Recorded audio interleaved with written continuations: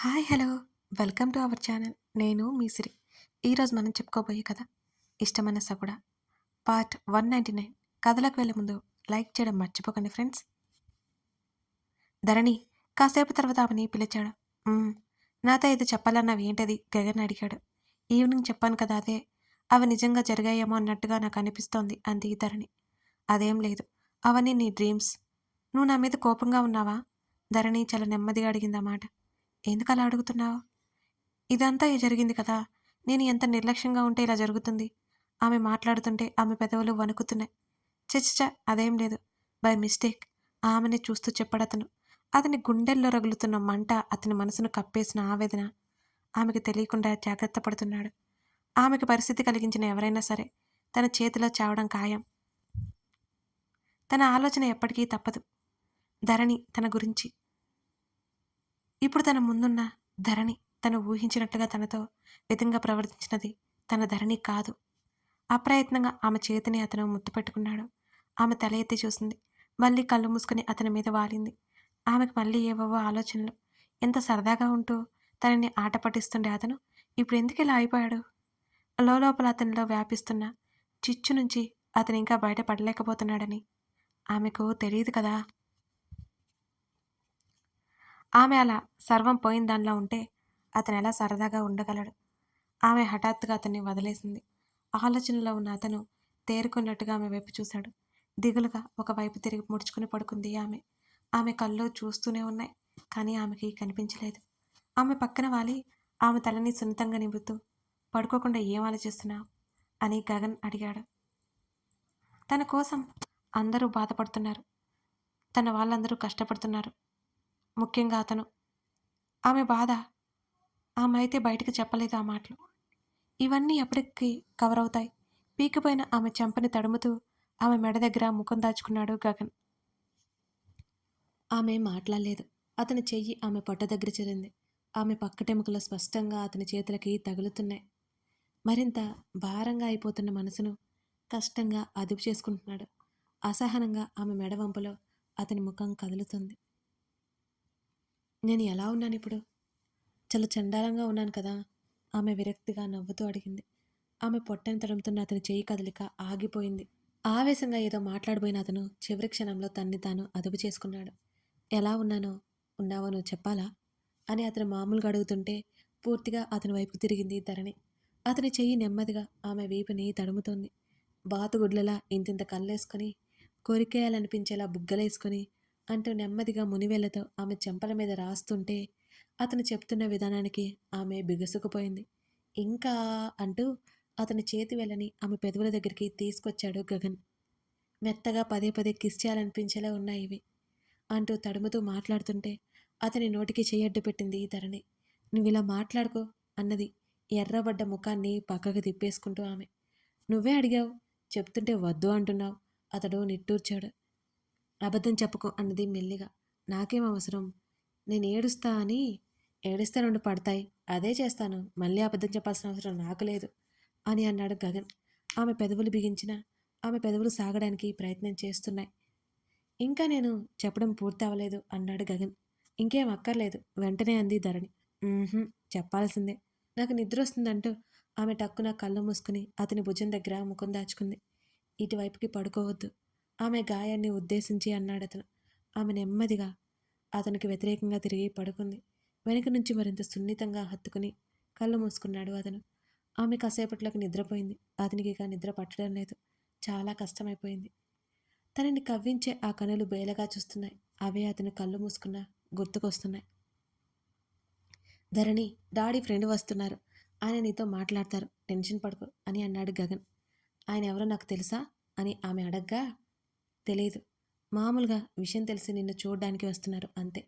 అంతే కదా ఈ మధ్య ఆయన బిజినెస్ గురించి మనతో టైప్ అవడానికి చూస్తున్నాడు" అని గగన్ అనగానే, "మాట్లాడడానికి నాకేం కంగారు లేదు" అన్నది ఆమె. మరో పావుగంటకి అక్కడికి సైకియాట్రిస్ట్ వెంకటొచ్చాడు. "హాయ్ ధరణి, ఆరోగ్యం ఎలా ఉందమ్మా?" అని ఆయన అడుగుతుంటే, "బావుంది అంకుల్" ఆమె నెమ్మదిగా సమాధానమిచ్చింది. గగన్ అక్కడే ధరణి పక్కనే కూర్చొని ఉన్నాడు. ధరణి పెళ్లికి ముందు ఎక్కడ ఉండేది? ఏం చదువుకుంది? అలా ఆయన అన్నీ అడుగుతుంటే ఆమె మాట్లాడుతోంది. కొత్త అనే ఫీలింగ్ పోయి ఆయన అడిగిన వాటికి సమాధానం చెప్తోంది. ఆయన నెమ్మదిగా అలాగే మాట్లాడుతూ ఆమెను ట్రాన్స్‌లోకి తీసుకెళ్లే ప్రయత్నం చేస్తున్నాడు. ఆమె నెమ్మదిగా కనులు మూసుకుని వెనక్కి వాలింది.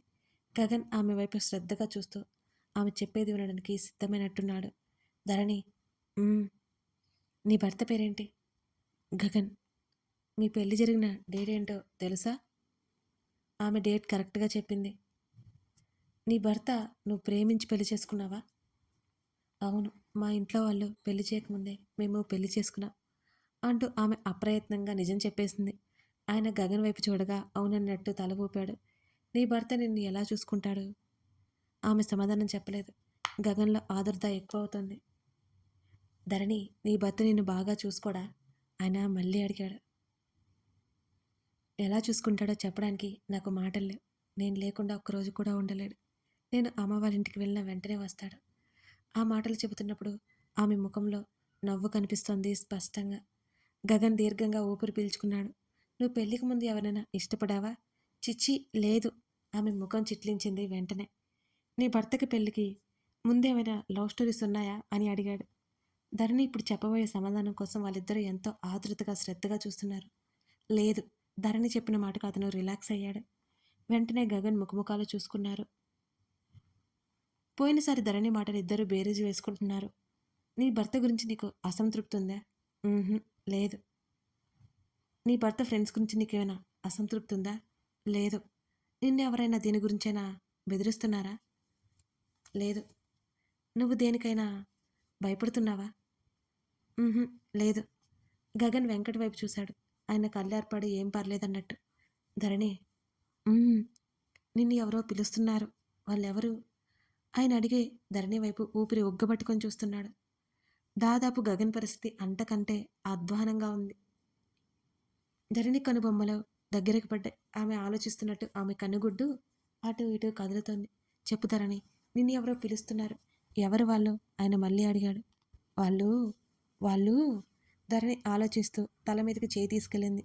గగన్ అది తీసేయబోతుంటే వెంకట్ చేత్తో సైగ చేశాడు. "వాళ్ళు గుర్తుకొస్తున్నారు ధరణి." "వాళ్ళు ఎవరు? బాగా గుర్తు చేసుకో." ఆయన కాస్త ముందుకు వంగి జరిగి ఉత్కంఠంగా ఆమెనే చూస్తున్నాడు.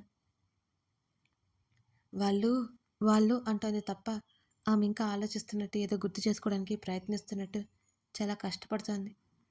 ఆమె మరీ మరీ ఎక్కువగా ఆలోచించకూడదని ఆయనకి అర్థమైంది. "ధరణి, రిలాక్స్. ధరణి, రిలాక్స్, రిలాక్స్."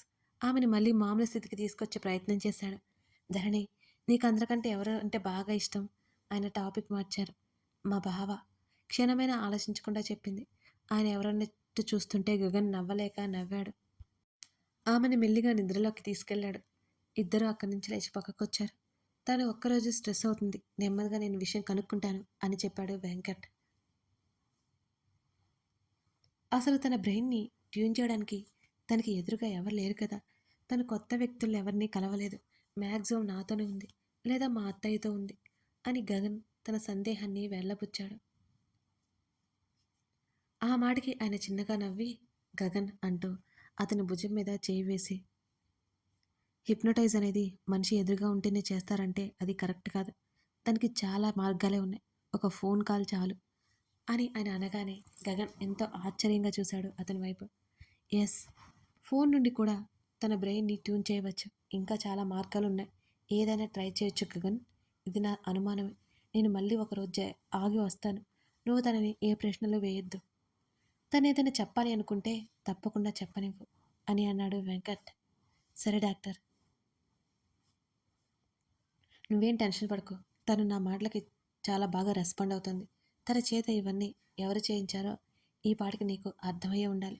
తనతో ఎవరో మాట్లాడారు అనే విషయం తను చెప్పకనే చెప్పింది. ఆ మాటలు తనకి గుర్తులేదు.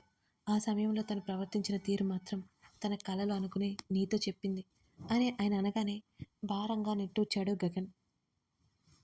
వెంకట్ నుంచి అక్కడి నుంచి వెళ్ళిపోయాడు. నెమ్మదిగా ధరణిని బెడ్రూమ్‌కి తీసుకెళ్లి పడుకోబెట్టాడు గగన్. ఆమె నిద్రపోతుంది. అప్రయత్నంగా ఆమె నుదుటి మీద అతను ముద్దు పెట్టుకున్నాడు. రేవతి ఆమె దగ్గరికి పంపించింది. బయటికెళ్ళిపోయాడు. ఆ రోజు కమల్ అతని ఫ్రెండ్ కలిసి చిన్న ఆఫీస్ ఒకటి స్టార్ట్ చేశారు. అమృత కూడా ఆ రోజు వెళ్ళి పూజ చేసింది. అది అతని కల. ఈ రోజు అది నిజమైపోయింది. అమృత చాలా సంతోషంగా ఉంది. అమృత తల్లిదండ్రులు కూడా వచ్చారు అక్కడికి. అందరూ భోజనాలు చేసి మాట్లాడుకుంటున్నారు. తన తల్లిదండ్రులు రావడంతో అమృత ఇంకా హుషారుగా మారిపోయింది. కమల్ అమృతకి సైగ చేసి రూమ్‌లోకి వెళ్ళిపోయాడు. అమృత కూడా మెల్లిగా అతని వెంట నడిచింది. ఏమైంది? రూమ్‌లోకి రాగానే అడిగింది అమృత. ఆమెను గట్టిగా కౌగిలించుకుని ఆమె చెంప మీద ముద్దు పెట్టుకున్నాడు. ఆమె నవ్వింది. అతని 2 చెంపలు పట్టుకుని లాగింది. ఏంటి అంత హ్యాపీగా ఉన్నారు? సార్ అని అడిగింది. నేను అనుకున్నది అనుకున్నట్టుగా జరుగుతున్నాయి. అందుకే అతను చెప్పగానే ఆమె కూడా సంతోషపడింది. మంచిది. ఇంకా తమరు ఏమనుకుంటున్నారు? ఆమె కళ్ళు ఎగరేసింది. నెమ్మదిగా ఆమె మెడ దగ్గర ముఖం దాచుకున్నాడు అతను. అతనికి తండ్రి గుర్తొచ్చాడు. అంతలోనే తండ్రి మీద అసహ్యం, కోపం, బాధ అన్నీ వచ్చేశాయి. తన తండ్రి సక్రమంగా ఉంటే ఈ విషయం అతనితో చెప్పి ఎంత సంతోషపడిపోయేవాడు అనుకున్నాడు కమల్. కమల్ ఇక వదులు, బయట అమ్మ వాళ్ళు ఉన్నారు కదా. అతని ఆలోచనలు తెలియని అమృత నవ్వుతూ అతని వీపు మీద తట్టింది. వాళ్ళు అర్థం చేసుకున్నారు. డోంట్ వర్రీ అని అన్నాడు కమల్. ఛ! మనమేం కొత్త పెళ్లి కూతురు, పెళ్లి కొడుకు కాదు. కాబట్టి ఇక వదులు అంటూ బలవంతంగా విడిపించుకుంది అమృత అతన్ని. కమల్ ముఖం ముడుచుకుపోయింది. అలగకు కమల్, మరీ దారుణం నువ్వు తెలుసా అంది అమృత. ఏ నువ్వు మాత్రమే అలగాల ఏంటి అని అడిగాడు కమల్. నువ్వు కూడా అలగొచ్చు కానీ మరీ చండాలంగా ఉంది ఆమె నవ్వాపుకుంటూ అన్నది. ఫీలింగ్ లెస్ గర్ల్ ముఖం చిట్లించాడు కమల్. నేను ఒప్పుకుంటాను అంటూ నవ్వింది అమృత. అతను కొరకొర చూశాడు. అయ్య బాబోయ్ కోపం వచ్చేస్తుంది నీకు అంటూ అతని ముంజేతిని చుట్టేసి ఈవినింగ్ బయటికి వెళ్దామా అని అడిగింది అమృత. సరే రెడీ అయి ఉండండి, నేను వచ్చేస్తాను. నాకు బయట చిన్న పని ఉంది. సరే. ఆమెను ముద్దు పెట్టుకుని కమల్ వెళ్ళిపోయాడు. ఆమె నవ్వుకుంటూ బయటకొచ్చింది. తన జీవితం ఇక నుంచైనా ప్రశాంతంగా ఉండాలని ఆమె కోరుకుంటోంది. అదే సమయంలో దీక్ష నుండి ఆమెకి కాల్ వచ్చింది. అమృత లిఫ్ట్ చేయలేదు. అమృత, నీతో అర్జెంటుగా మాట్లాడాలి. దీక్ష మెసేజ్ కనిపించగానే ఆమెకి ఏమి చేయాలో అర్థం కాలేదు. వద్దు అనుకుంటున్న వ్యక్తుల నుంచి దూరంగా వస్తుంటే అదేంటి మళ్ళీ కష్టంగా ఆమెకు ఫోన్ కాల్స్ ఏంటి, మెసేజ్లు అవన్నీ అవాయిడ్ చేసింది అమృత. రాజేష్, హర్ష, గగన్ ముగ్గురు కలిశారు. వేదని ట్రీట్ చేసిన అందరినీ ఎంక్వైరీ చేశారు. వారి నుంచి ఎటువంటి ఇన్ఫర్మేషన్ రాలేదు. కానీ వారిలో కేర్ టేకర్ ఒకరు మిస్ అయినట్టు రాజేష్ చెప్పాడు. ఆమె ఎక్కడుంటుందో ఎంత ఎంక్వైరీ చేయించినా తెలియలేదు. ఇప్పుడు ఆమె వేదల అవడానికి కారణమంటావా అని రాజేష్ అడుగుతుంటే చెప్పలేను, కానీ వేద కోమాలో ఉన్నప్పుడు ఏదో జరిగింది. అది చేసిన వ్యక్తి ధరణి. ఈ పరిస్థితికి కారణమైన వ్యక్తి ఒకరే అనే అనుమానం వస్తుంది అని గగన్ ఆలోచనగా అన్నాడు. వేదకి మెమరీ లాస్ అవ్వడానికి కూడా వాళ్ళే కారణమై ఉంటారా? ఆమె మెమరీని అరెస్ట్ చేయొచ్చా? హర్ష 2 చేతులతో తల పట్టుకున్నాడు. ఏమో చెప్పలేంరా, గగన్ బదిలిచ్చాడు. తమ జీవితాన్ని అల్లకల్లోలం చేసిన వ్యక్తులు ఎవరో అర్థం కావడం లేదు అతనికి. కాసేపు ముగ్గురు మాట్లాడుకున్న తర్వాత రాజేష్ అక్కడి నుంచి వెళ్ళిపోయాడు. వేద ఏదైనా చెప్పిందా? హర్ష భుజం మీద చేయి వేశాడు గగన్. తను కొన్ని సిచ్యువేషన్స్ గుర్తొస్తున్నాయంటోంది. తన స్టడీస్ గురించి మాట్లాడుతుంది. ఎవరో అమ్మాయి తనతో ఎప్పుడు ఉండేదని అలా గుర్తుకొస్తున్నట్టు అనిపిస్తోంది. హర్ష గాఢంగా నిట్టూర్చాడు. ఇద్దరికీ మేఘన గుర్తొచ్చింది. వేదకి మేఘన ఎవరో ఏంటో గుర్తు రాకపోయినా ఆమెతో బాండింగ్ వేద ఫీల్ అవుతుందని ఆ ఇద్దరికీ అర్థమైంది. తను నేస్తం దూరమైంది. అది శాశ్వతమని, ఆ వాస్తవాన్ని నమ్మడానికి వాళ్ళు చాలా కష్టపడుతున్నారు. కథ కొనసాగుతుంది. కథ నచ్చితే లైక్ చేసి కామెంట్ చేయడం మర్చిపోకండి. మీ లైక్స్, మీ కామెంట్స్ మన కథని ఇంకా బాగా రాయడానికి సహాయపడతాయి. Thank you. అలాగే ఇంకొక విషయం అండి, మన ప్రొఫైల్లో ప్రియనేస్తం అనే సిరీస్ రన్ అవుతుంది. ఇంతవరకు చూడని వారు ఉంటే ఒకసారి చూడండి. అది కూడా మీకు నచ్చుతుంది. మిస్ చేయకండి. Thank you.